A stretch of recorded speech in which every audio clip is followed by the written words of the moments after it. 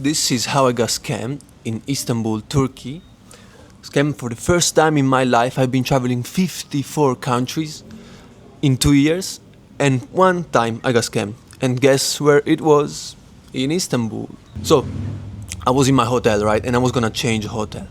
I called an Uber like every time, and I see a car coming. The car stops. The driver comes out the car. He takes my bags and he put the bags in the back of the car. Normal, right? When you call an Uber, that's what happened. So I get in the car, and the guy is really weird. He has like a really weird vibe, but you know, I'm in Turkey, whatever. Everyone has his own vibe. I don't care. This guy, he started talking about Bitcoin, and he says Bitcoin in the last week, really weird. He says Bitcoin in the last week went down 50%. And I'm like, damn, like I don't invest in Bitcoin, so I don't know honestly if it's true or not. But whatever, I trust him. Why would he lie, right? And he's like, all his friends lost their house and their entire lives, and it's like so dramatic.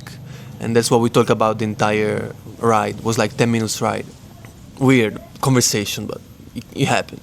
After we arrived, I was about to leave the car normally, because on Uber you pay with the card online. You don't need to pay with the POS, right? You don't need to pay with your credit card after. But this guy, he pulls out the POS.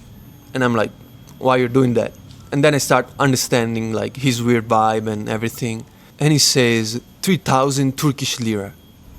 3,000 Turkish lira, which is $70.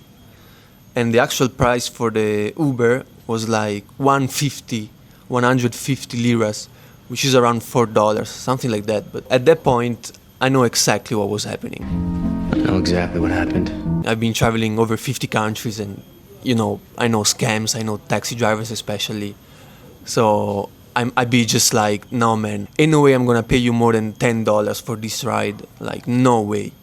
But he starts getting a little agitated, and he knows I have my bags in the back of the car. Otherwise, I will just leave. You know, I don't care about scammers. I just leave, and that's it. But I had my bags, like 3 big luggages in the back of the car, so I had to pay the guy. At the start, I stayed calm. I said, no way, man. 500, no more than that. 500 liras. And he's like, no, 2,500, 2,300. Like every time he was lowering like 100, it was still like $50, $40. So at one point, I was getting a little more, you know, energetic, and I raised my voice and I firmly said, no man, 500, that's it. And he's like, okay, whatever. It's like he's the victim, right? So at the end, he finally agrees, but that was not it. There's a final trick. The card I pulled is Exodia, the Forbidden One. His POS has an automatic function that when you put a certain amount of money, then it's gonna surcharge 20% more after you pay, which is crazy. So I paid this 500, and then I see on my card I paid 600, because his POS has like an automatic surcharge fee for nothing, 20%, which is a crazy amount of money.